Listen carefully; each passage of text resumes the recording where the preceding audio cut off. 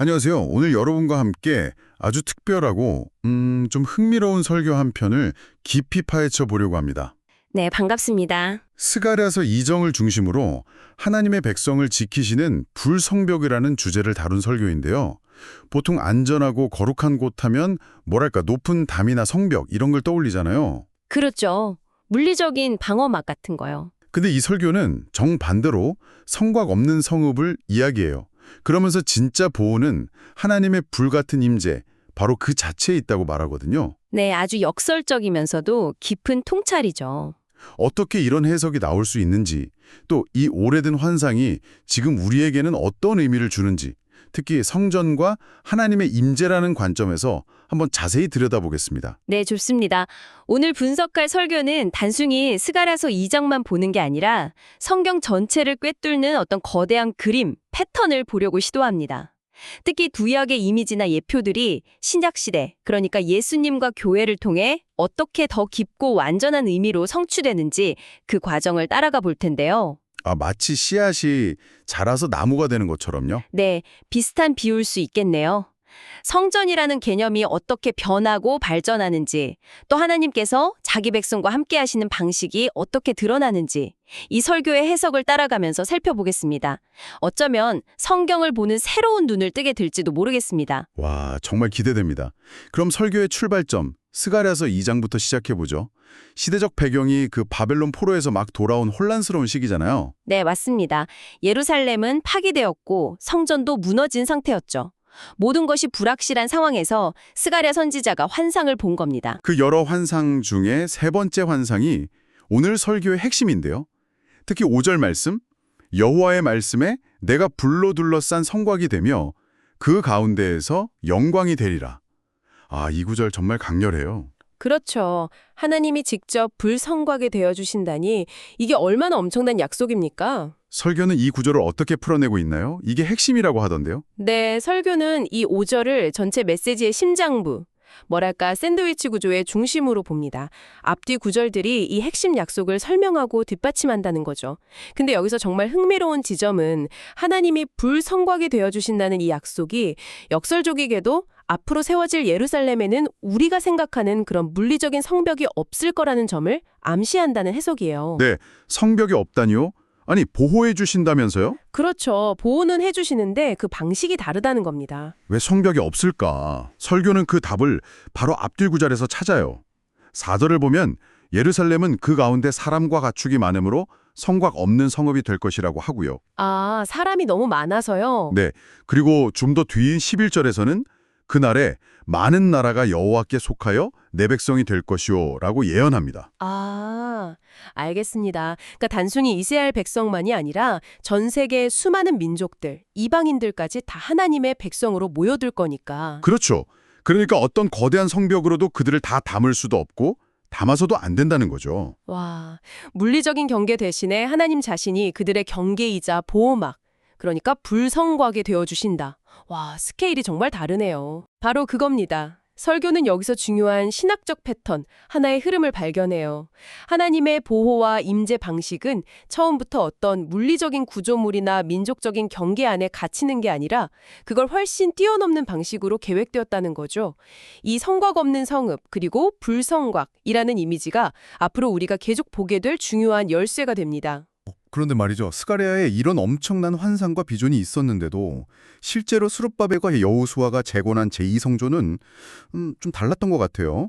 설교에서도 그 점을 지적하죠. 네, 날카롭게 지적합니다. 예를 들어서 모세 시대 성막이나 솔로몬 성전 때는 하늘에서 불이 내려와서 제물을 태우고 그런 하나님의 영광이 눈에 보이게 임했다는 기록들이 있잖아요. 네, 출애굽기나 역대하에 보면 나오죠. 근데 왜 제2성전에는 그런 극적인 현상이 없었을까요?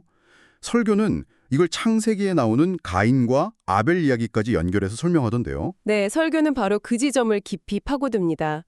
왜 제2성전에는 하나님의 가시적인 영광, 그 불의 임재가 없었는가 하는 질문이죠.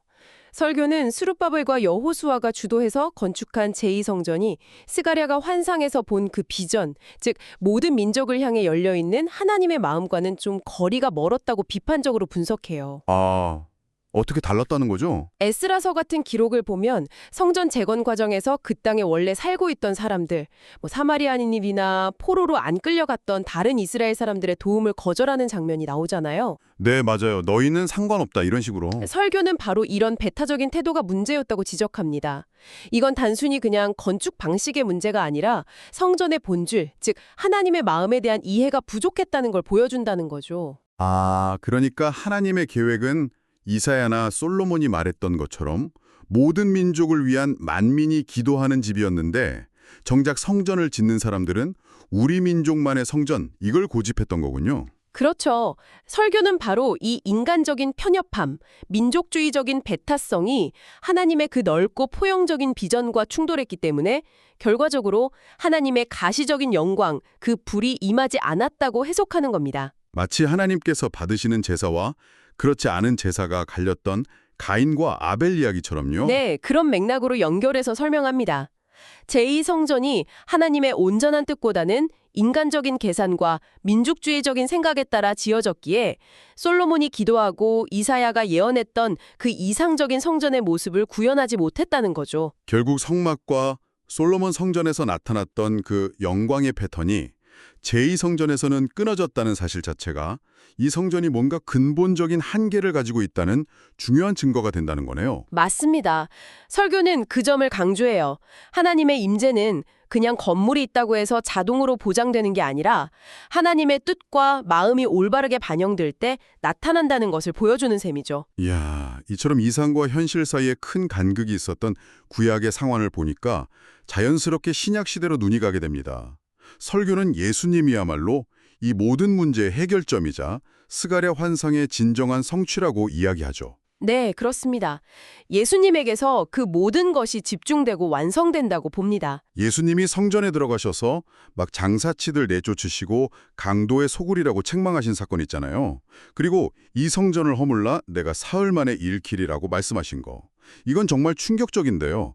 설교는 이 사건들을 어떻게 연결시키나요? 설교는 바로 그 지점에서 예수님이 누구신지를 아주 선명하게 드러낸다고 봅니다.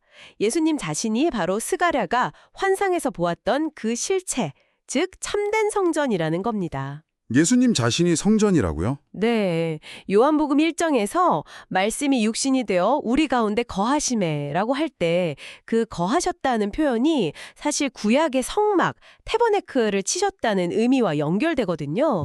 즉 예수님 자체가 하나님의 영광이 충만하게 머무는 성전이라는 거예요. 와, 그러니까 그분은 돌로 만든 성벽이 아니라 당신의 백성을 위한 궁극적인 보호자, 바로 그 불성곽이 되시는 거죠. 와, 그렇군요. 그럼 예수님이 성전을 정화하신 건 그냥 장사꾼들 좀 혼내신 정도가 아니라 이미 하나님의 영광이 떠나고 변질되어 버린 제2성전 시스템 전체에 대한 뭐랄까 심판 선언 같은 거였군요.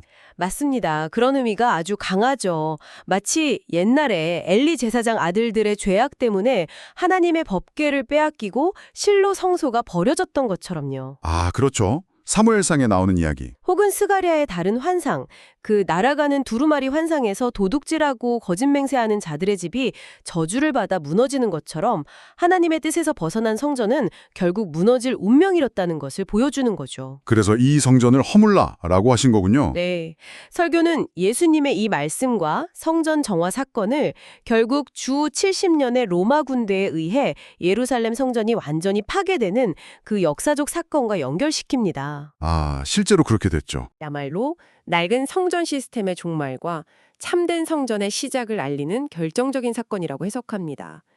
성전이라는 아주 중요한 모티프가 건물에서 예수 그리스도라는 인격으로 완전히 전환되고 완성되는 지점인 셈이죠. 예수님 자신이 참 성전이 되셨다는 해석. 아, 정말 강력합니다. 그런데 예수님은 부활하시고 승천하셨잖아요. 그럼 그 성전은 이제 우리 눈에 보이지 않는 그냥 어떤 개념적인 것이 된 건가요? 좋은 질문입니다. 예수님 이후에는 이 성전 개념이 어떻게 이어지는지 설교는 오순절 성령 강림 사건에서 그 답을 찾는 것 같더라고요. 제자들 위에 막 불의 혀 같은 것이 임했다는 그 사건 말이죠. 이게 앞서 이야기된 불성곽, 성전 이런 주제들과 어떻게 연결되나요? 아주 중요한 연결점입니다. 설교는 오순절 사건이야말로 스가랴가 환상으로 보았던 그 성곽 없는 예루살렘, 즉 새로운 형태의 성전이 실제로 시작되는 순간이라고 해석합니다. 정말 놀라운 것은 이제 하늘의 불이 더 이상 돌로 만든 제단 위에 내려오는 것이 아니라는 점이에요. 아, 그럼 어디예요? 바로 예수님을 믿는 사람들, 즉 로마서 12장에서 바울이 말하는 하나님께서 기쁘게 받으실 거룩한 산 제물인 신자들 한 사람 한 사람 위에 직접 임한다는 사실입니다. 와, 마가의 다락방에 모였던 그 작은 초대교회 공동체, 그 사람들이 바로 하나님께서 성령으로 거하시는 새로운 성전이 된 것입니다. 아하. 그러니까 이제 성전은 특정 건물이 아니라 성령님이 거하시는 사람들, 그 공동체 자체가 된 거군요. 바울 사도가 고린도 교회 성도들한테 너희는 너희가 하나님의 성전인 것과 하나님의 성령이 너희 안에 계시는 것을 알지 못하느냐 했던 말씀이 바로 이런 의미였군요. 네, 정확합니다. 이제 성전은 건물이 아니라 사람들입니다. 성령을 모신 사람들, 그리고 그들의 모임인 교회 공동체죠. 그렇다면 스가랴가 보았던 그 불성곽은요? 그건 이제 어떻게 이해해야 할까요? 설교는 이제 우리 안에 내주하시는 성령님이야말로 우리를 죄와 악의 세력으로부터 보호하시는 진정한 불성곽이라고 설명합니다. 아, 성령님 자신이요? 네. 한번 생각해 보세요. 성막 제단 위의 불, 솔로몬 성전의 영광, 스가랴 환상의 불성곽, 그리고 오순절에 임한 불같은 성령. 이 모든 것들이 시대와 형태는 다르지만 본질적으로는 하나님의 거룩한 임재와 보호라는 일관된 패턴이라고 보는 거죠. 와, 이제 그 보호는 더 이상 외적인 벽이나 물리적인 것에 의존하는 것이 아니라 우리 안에 계시는 성령님을 통해 이루어지는 내적인 확신과 능력이 된 것입니다. 와, 정말 놀라운 흐름입니다. 구약의 예언과 모형들이 점진적으로 발전해서 예수님 안에서 성취되고 이제는 성령님을 통해 우리 삶 속에서 실제가 되었다는 거잖아요. 네, 바로 그 점진적인 계시와 성취의 과정을 설교가 잘 보여주고 있습니다. 설교의 마지막 부분에서는 이 새로운 성전 공동체의 특징을 설명하기 위해서 에베소서 2장을 인용하는데요. 이 구절이 이 모든 이야기를 어떻게 하나로 딱 묶어주는 건가요? 에베소서 2장 11절부터 22절은요. 지금까지 우리가 나눈 설교의 핵심 메시지를 정말 아름답게 요약하고 완성한다고 볼 수 있습니다. 이 구절은 과거 유대인과 이방인을 철저하게 갈라놓았던 그 율법의 조문들, 바울이 중간에 막힌 담이라고 표현한 그것이 예수 그리스도의 십자가 보혈로 완전히 허물어졌다고 선언하잖아요. 네, 그렇죠. 원수된 것, 곧 중간에 막힌 담을 자기 육체로 허시고 네, 그래서 이제는 민족이나 배경, 뭐 그런 것에 상관없이 누구나 그리스도 안에서 한 성령님을 통해서 하나님 아버지께로 나아갈 수 있게 되었다는 거죠. 이것이 바로 스가랴가 보았던 그 성곽 없는 성읍의 실현이라고 설교는 강조합니다. 정말 그렇네요. 더 이상 유대인만의 하나님, 특정 민족만의 성전이 아니라 모든 장벽이 무너지고 그리스도 안에서 하나가 된 새로운 공동체. 에베소서에서는 이 공동체가 사도들과 선지자들의 터 위에 세워졌고 예수님이 친히 모퉁이 돌이 되셔서 서로 연결되고 함께 지어져가는 하나님이 성령 안에서 거하실 처소, 즉 살아있는 성전이라고 말하잖아요. 맞습니다. 여기서 중요한 것은 이 새로운 성전 공동체는 더 이상 과거의 제2성전처럼 배타적이거나 분열되어 있지 않다는 점이에요. 오히려 그리스도 안에서 화평과 일치를 이루며 모든 민족에게 활짝 열려있는 포용적인 공동체라는 것이죠. 네. 설교는 바로 이러한 모습이야말로 스가랴 환상의 궁극적인 성취이며 오늘날 우리 교회 공동체가 끊임없이 추구하고 또 회복해야 할 본질이라고 강력하게 강조합니다. 물리적인 벽이나 사회적인 장벽을 넘어서서 성령 안에서 하나가 되어서 하나님이 거하시는 살아있는 성전으로 함께 지어져 가는 것. 이것이 성경 전체를 통해 점진적으로 계시된 하나님의 위대한 계획이라고 설교는 이야기하는 것입니다. 오늘 설교 분석을 통해 정말 깊은 통찰을 얻었습니다. 하나님 자신이 백성의 보호자, 불성곽이 되어주신다는 그 약속이 어떻게 보면 인간이 세운 제한적이고 한계 많은 성전 개념을 넘어서서 예수 그리스도 안에서 모든 민족을 품는 성령의 공동체로 이렇게 장엄하게 성취되는지를 보았습니다. 네, 정말 거대한 이야기죠. 눈에 보이는 성벽이 아니라 우리 안에 거하시는 하나님의 임재, 그리고 그분의 영이신 성령님이야말로 우리의 진정한 보호막이라는 사실을 다시 한번 깨닫게 되네요. 오늘 함께 이 여정을 걸어주셔서 정말 감사합니다. 네, 저도 즐거웠습니다. 마지막으로 오늘 나눈 이야기와 관련해서 여러분 각자에게 질문 하나를 좀 던져드리고 싶습니다. 네, 어떤 일분인가요? 설교가 보여준 것처럼 우리 자신과 또 우리가 속한 공동체가 더 이상 세상적인 기준의 어떤 담이나 벽으로 둘러싸인 곳이 아니라 성령께서 친히 보호하시는 성곽 없는 성전이라는 사실을 우리가 정말 깊이 받아들인다면요. 그렇다면 우리는 세상 사람들을 어떻게 대해야 할까요? 그리고 교회 공동체 안에서는 서로를 어떻게 바라보고 관계 맺어야 할까요? 중요한 질문이네요. 네, 이 질문을 마음에 한번 품고 돌아가셔서 여러분의 삶과 또 공동체 안에서 그 답을 구체적으로 찾아나가는 그런 여정이 시작되기를 바랍니다.